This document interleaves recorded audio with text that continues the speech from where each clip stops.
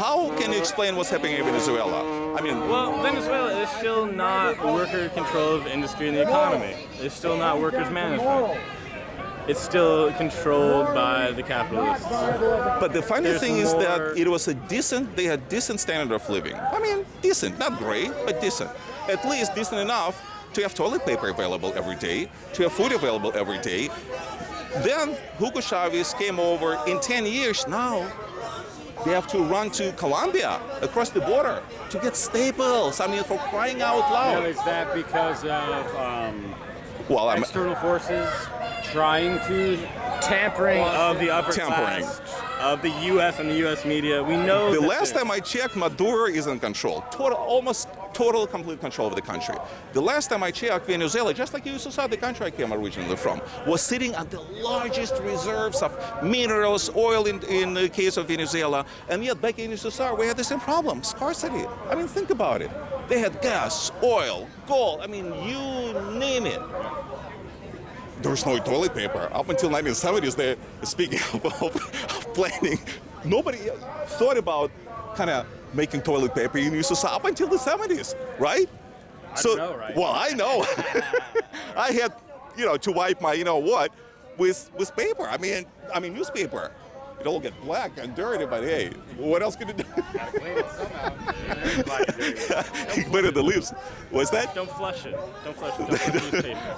Well, of course, I'm not talking about the period when the Stalin's time. God forbid, if you flush your, rear end with a portrait of Stalin, you'll be in Gulag. Yeah. I mean, think about it. I mean, it's a newspaper, for crying out loud. There's just a picture of, Stalin. What else? There's no toilet paper. What are you supposed to do? Gulag.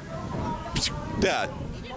But anyway, so how are we going to change our capitalist system that they're saying is failing to become a prosperous socialist country when that process has been taking place in Venezuela, and now they have to stand in line for toilet paper?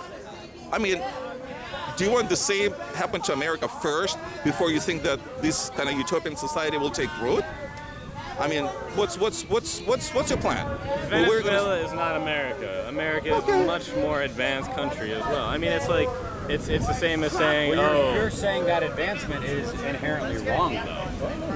Well, you're saying what we call advancement, the capitalists. No, I'm saying we have. That's right. It's a good point. What made it advanced? Workforce. We have industrial capacity. We have engineers that know how to build sewer systems and build toilet paper plants. But why so? Well, why did all of that become available in this country? It was never ever jeans. Forget about jeans. Fighting jeans in USSR, forget about it. It just simply didn't exist. Toilet paper, again, didn't exist up until 1970s. Here's my take home from this whole thing. You need to learn debating points stronger before you pass these out. Because if someone does talk to you about it and not just take one, you've got to be able to this, and this. You've got to have an appeal, and you don't. I mean, I'm not. I know. I'm busting your chops. I'm not trying to personally attack you. I totally understand.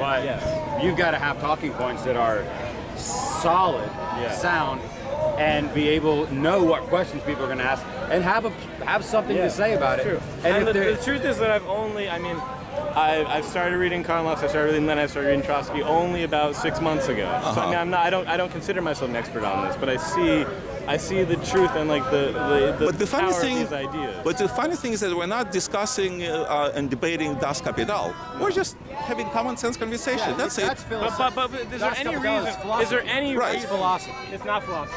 It's not. You can call it science. I mean, but it is. Have you read any? Yes, I have read some, and I've been impressed with it. I mean, it sounds really good. And that's why I call it that's why I'm saying as a philosophy. Like, on paper, if everyone really did want to go to work and want to have, but to your point, I'm a lazy bastard. Yeah, that's right. Why am I going to go to work really hard, get paid the same as this guy? Yeah. Fuck it, I'm staying home. That's right. And so that's why I call it a philosophy. Yeah. Because quantum physics dictates that every particle is its own little thing, right? So each person in a society is their own little thing. Yeah. Like quantum physics is a philosophy as much as it's a science, just like that. Like, you can't control every little part. You don't know every little part is. You don't, and you're unable to ever know, right? So that's why it sounds really good on paper. That's why do like Bernie to come out and say, hey, I am a socialist.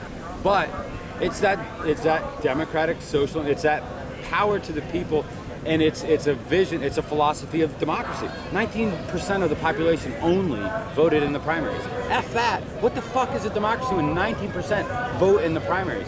I mean, granted, we're given our candidates anyway. Here, you get to choose from these two shitty people, right? Stupid, yeah. But if in a real democracy, in France, you know how many people would be on the street right now protesting a stolen election?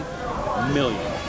Do you know how many people in any democratic socialist country in Europe, if WikiLeaks had come out and said the primary was stolen, there wouldn't be 4 dozen people here. That's true.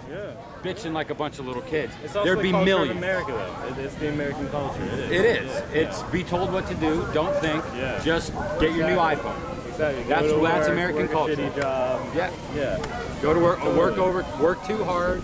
Don't get enough vacation time. Don't have paid time off. You know, don't have it. It's and we accept it. And here we are with a pivotal moment. This was supposed to be a political revolution. And sure, there's some protests going on, and marching, this and that. But fuck us. If this is the best we can do, fuck us. We don't deserve it. Fuck us all. Because look. But what about socialism? I mean, is this an alternative? I mean, the paper says Socialist Appeal. I mean, do you think that, what's the alternative? Socialism? The alternative is, I do think, so a purely laissez-faire, hands-off capitalistic society inherently leads to, capitalism and cancer are the same. Growth for the sake of growth. Rich get richer, and it's just two classes, and the top class is very small relative to the rest. So that doesn't work. So there's got to be some regulation. That's kind of what we have, but the regulation's getting less and less and less, and so that divide is increasing. So Bernie's message of a capitalist society that implicitly works for a social reason, a social good, regulated for so. How does it do that? It is regulation. But it's I mean, not big government. I agree that there regulation. I think that we need It's not allowing tax havens overseas. But this will never happen. This will never happen under our current system because the people with the money control all the power. They That's have what all I the just power. said, though. If there was a million but- people here right now, it would happen in this current system. It wouldn't. It would. If there was a Then million why do we people, go to Iraq? Then why do we go to Iraq? Was it popular to go to Iraq? It's because the upper class wanted it to happen. Why do we not get because there single-payer wasn't a healthcare? million people saying, fuck it, we're not doing it, it's our But democracy. it was people marched for healthcare. They marched against the Iraq War. And it still didn't happen. It's fear of this two-party system, and it's fear of the other guy rather than voting for the greater good. It's voting for the lesser evil. Well, yeah, no, that's awful. I hate that. It's bad. But if there was a million people here, that means we're implicitly saying we're voting for the greater good. We're not scared of the good. I think even then they wouldn't listen to us. I mean, if we have to organize a party of the working class, we need a party of the working class in this country, and we don't have one. How would you define working class?